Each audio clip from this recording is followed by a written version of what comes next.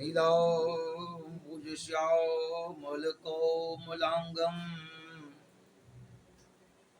सीतासमारोह कृतवामभागं पाणौ महासायकचारुचापं नमामि रामं रघुवंशनाथम्।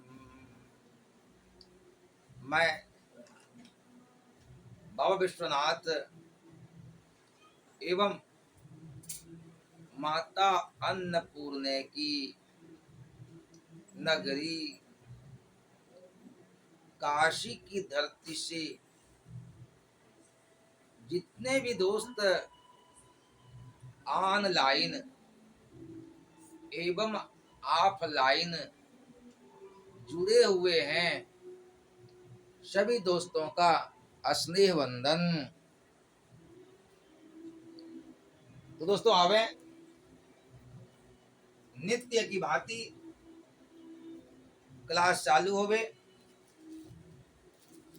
सभी लोग अपना अपना किताब निकाल लेंगे।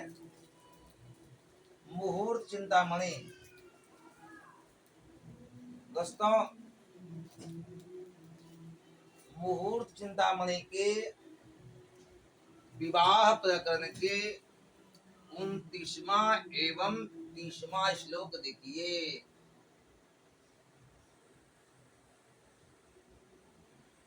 मुहूर्त चिंतामणि के विवाह प्रकरण के 29वां एवं 30वां श्लोक देखिए।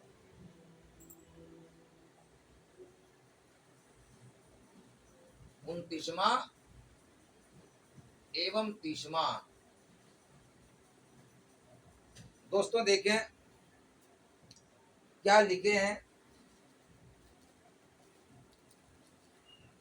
रक्षो न राणा मदगणाक्रमतो मघाहि वस्तीन्द्र मूल वर्णा नल तक्ष राधा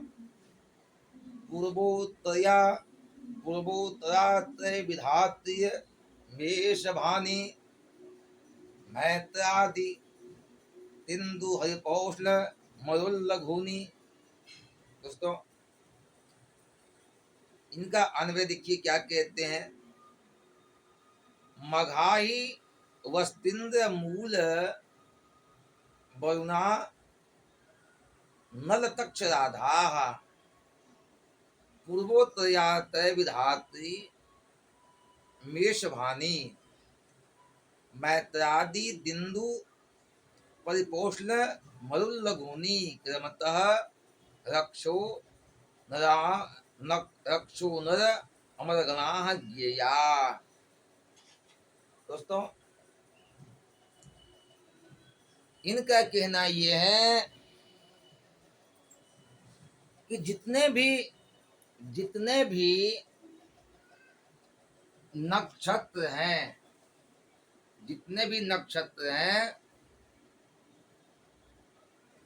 प्रत्येक नक्षत्रों का राक्षसगण, मनुष्यगण एवं देवगण होता है।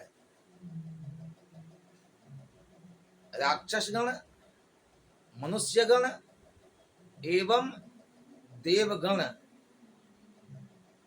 दोस्तों जैसे कि आप ये समझिए, जो नक्षत्र हैं उस नक्षत्र को 3 भागों में बांटा गया है। आप इसको ऐसे समझें, जितने भी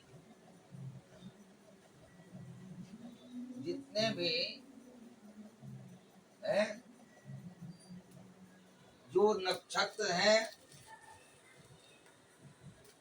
नक्षत्र को 3 भागों में बांटा गया है।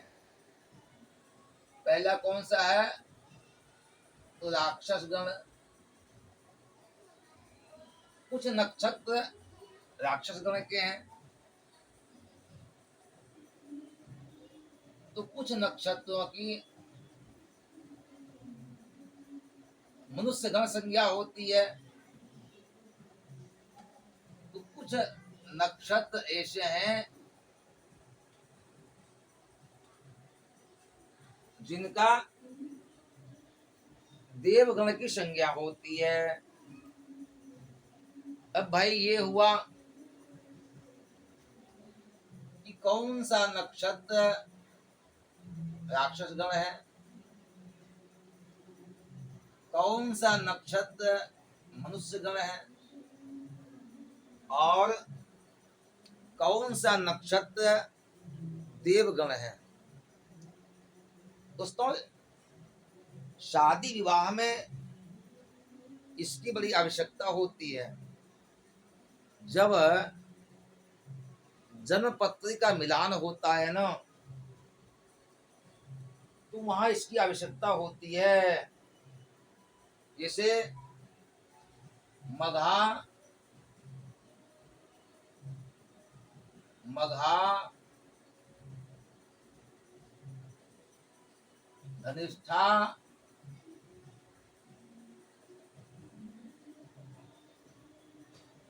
आश्लेषा,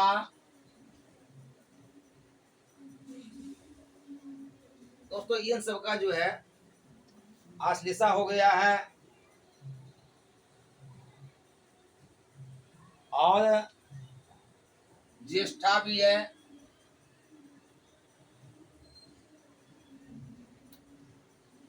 ज्येष्ठा है, मूल, शतभिषा,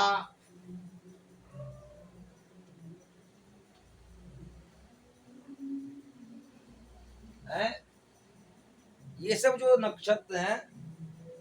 और कृत्तिका, कृत्तिका, चित्रा एवं विशाखा, एवं विशाखा। दोस्तों, इन नक्षत्रों की राक्षस गण संज्ञा होती है। हो गया, चित्रा हो गया, उसके बाद कौन सा है, विशाखा।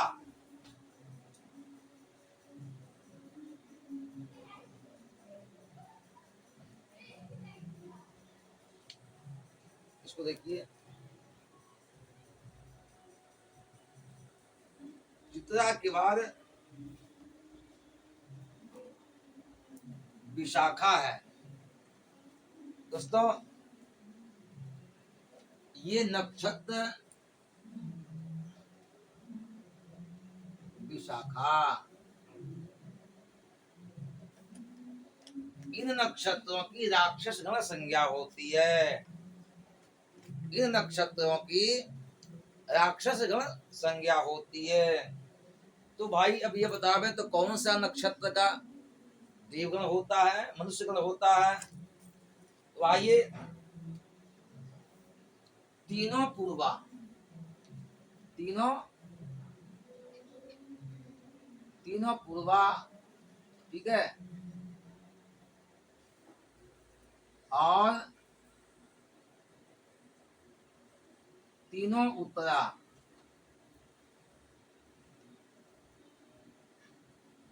से तीनों पूर्वा में कौन सा है, तो पूर्वा फाल्गुनी, पूर्वा खाड़ा एवं पूर्वा भाद्रपद। उसी भांति तीनों उत्तरा में, उत्तरा फाल्गुनी, उत्तरा खाड़ा एवं उत्तरा भाद्रपद। और कौन सा है, रोहिणी,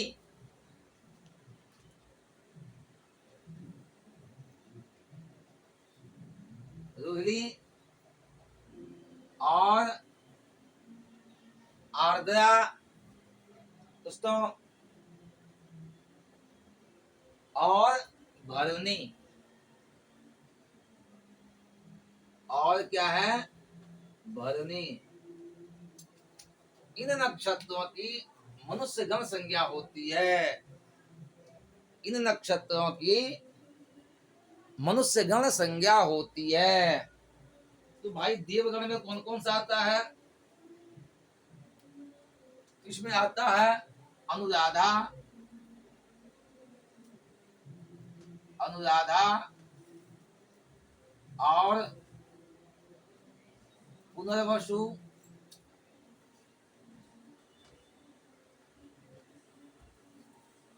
दोस्तों ये सब अनुराधा, पुनर्वसु, मृगशिरा,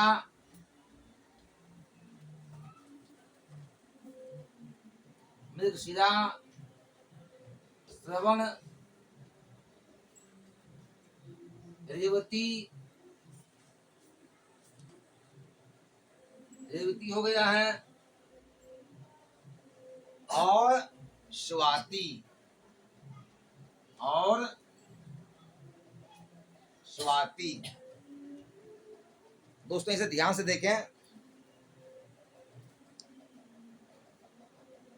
मघा, धनिष्ठा, श्लेषा, ज्येष्ठा, मूल, शतभिषा, कृत्तिका, चित्रा एवं विशाखा, इन नक्षत्रों की राक्षस गण संज्ञा होती है। तीनों पूर्वा, तीनों उत्तरा, रोहिणी, आर्द्रा, भरणी, इन नक्षत्रों की मनुष्य गण संज्ञा होती है।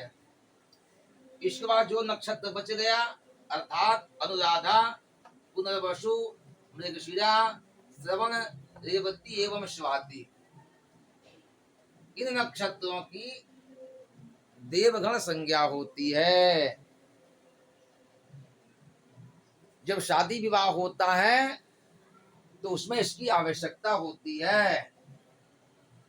दोस्तों आप ये समझ गए होंगे, ये 29वां श्लोक का ये अर्थ है। तो इसको मिटाते हैं और 30वां श्लोक देखिए वो क्या कहते हैं। निज निज गण मध्ये प्रीति ही अत्युत्तमा स्यात् अमर मनुजयो सा मध्यमा संप्रतिष्ठा असुर मनुजयो चेन मृत्यु एव प्रतिष्ठो धनुज विबुधयो स्याद वैर मैकांत तो तत्र। दोस्तों निज निज गण मध्ये अत्युत्तमा प्रीतिशात अमर मनुजयो सा प्रीति मध्यमा संप्रतिष्ठा असुर मनुजयो चेत तदा मृत्यु एव प्रतिष्ठा धनुज विबुधयो अत्र एकांततः वैरम स्यात्। दोस्तों इसको मिटा देते हैं। अब इसको समझिए। तो पहले बता दिया कि इन नक्षत्रों की राक्षस गण संज्ञा होती है, इन नक्षत्रों की देवगण संज्ञा होती है, इन नक्षत्रों की मनुष्य गण संज्ञा होती है। अब ये कहते हैं 30वां श्लोक देखिए, कहते हैं अगर यदि वर और कन्या की, वर और कन्या का, कन्या का है एक ही नारी हो, एक ही नारी हो, गण हो तो है ना, एक ही गण हो तो वर एवं कन्या का एक ही गण हो तो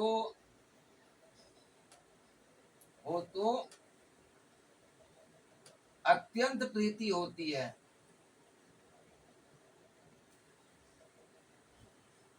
अत्यंत प्रीति होती है।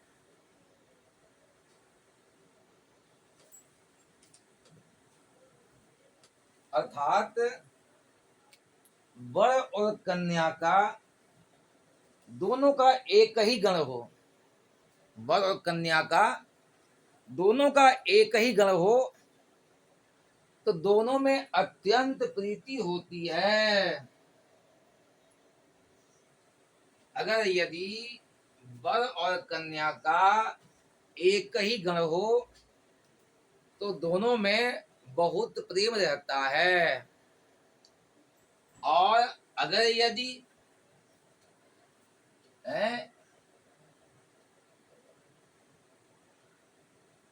एक का एक व्यक्ति का, चाहे कन्या हो चाहे वर हो ना, चाहे जिसका भी हो, एक का अगर यदि एक का मनुष्य गण हो, एक का मनुष्य गण हो और दूसरे का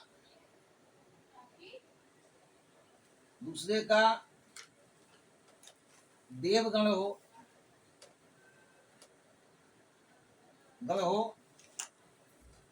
तो मध्यम प्रीति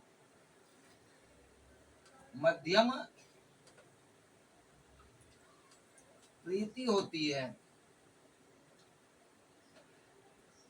है।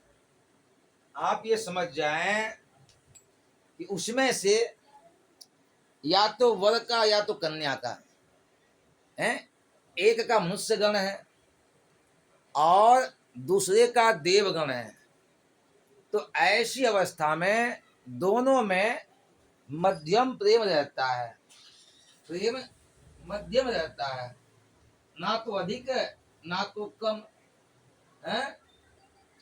और अगर यदि राक्षस गण और मनुष्य गण हो तो मनुष्य गण हो तो मृत्यु।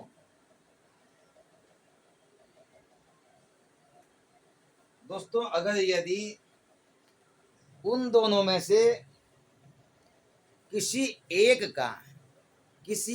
का राक्षस गण हो और दूसरे का मनुष्य गण हो,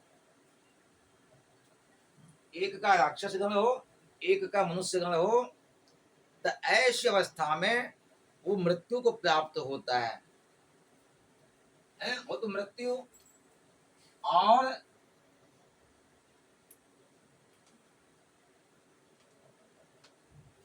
राक्षस गण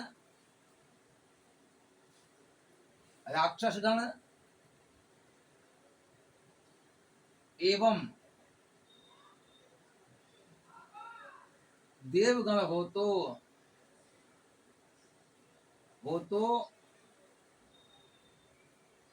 कलह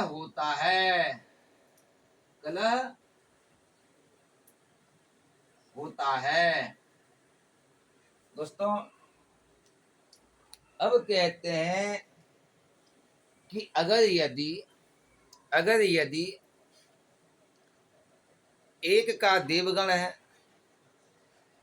देवगण है और दूसरे का राक्षस गण है, नहीं, वर अथवा कन्या किसी दोनों में से किसी का एक का राक्षस गण है तो एक का देवगण है, तो ऐसी अवस्था में कलह होता है, आपस में झगड़ा होते रहता है। समझ गए? इसको फिर से समझिए। कहते हैं कि वर और कन्या का एक ही गण हो तो अत्यंत प्रीति होती है, दोनों का एक ही गण हो तो बहुत प्रीति प्रेम रहता है। और अगर यदि एक का मनुष्य गण है और दूसरे का देवगण हो तो मध्यम प्रीति होती है, मध्यम प्रेम रहता है। और अगर यदि एक का मनुष्य गण है एक का मनुष्य गण हो और दूसरे का राक्षस गण हो, तो ऐसी अवस्था में वह जातक मृत्यु को प्राप्त होता है। और अगर यदि एक का राक्षस गण हो और एक का देवगण हो, तो ऐसी अवस्था में दोनों में कलह होते रहता है, झगड़ा होते रहता है, विवाद होते रहता है, मन मुटाव होते रहता है। तो समझ गए। अब यदि कहीं कुछ दिक्कत हो, कहीं कुछ समझ में ना आवे, तो हमें बताएंगे। अब यह क्लास यहीं संपन्न करते हैं, फिर कल शाम को मिलेंगे। तब तक जय माता दी।